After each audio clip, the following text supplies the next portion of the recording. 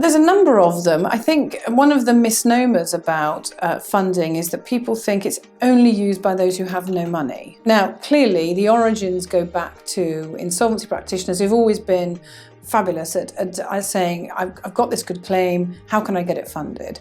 But what we've seen over the years is that now every type of claimant uses funding, and that includes liquidators who have money in their estate.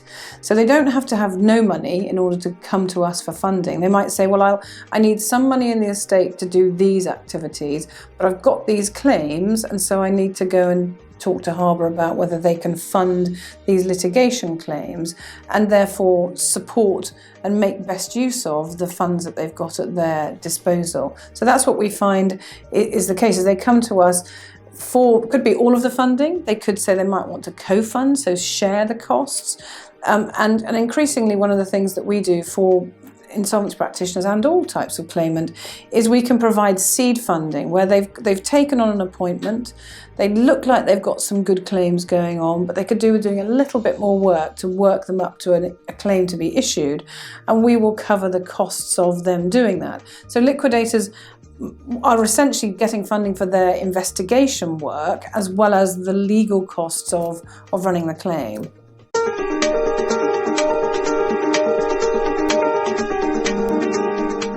The insolvent claimant is typically limited in their ability to find any monies at all to bring a claim.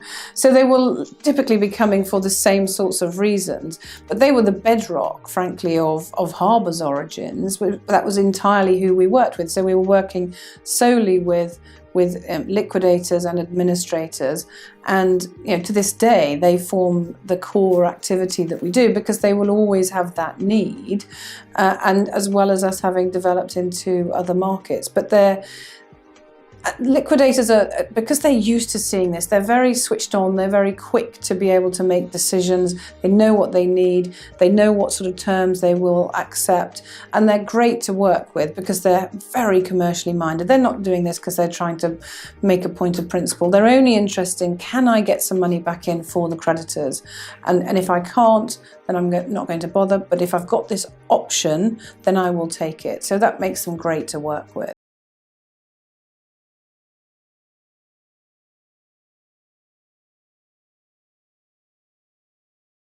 No, I think that they remain the same, and that which is always, can the defendant pay? So that's very crucial. And I think often when liquidators uncover frauds when they go in, the liability piece is easy to understand, but is the money still there? What's the minimum realistic value of the claim? What's the realistic budget for the claim? And then what are the legal merits of the claim? Those tend to be the same for any case that you're looking at. I suppose one of the additional things that we will look at is how many creditors are there. And by that what I mean is you could have a claim for $200 million. But if the amount that is owed to creditors is, let's say, $50 million, then that is likely to be the driver for any settlement amounts, because any sensible defendant will look at the amount of creditors and say, well, if they can come out whole, they should be happy, so I could settle this claim at a lower amount than the headline value. So we do pay attention to that. So that's a sort of unique aspect of liquidations that, of course, you don't find in non-insolvent situations.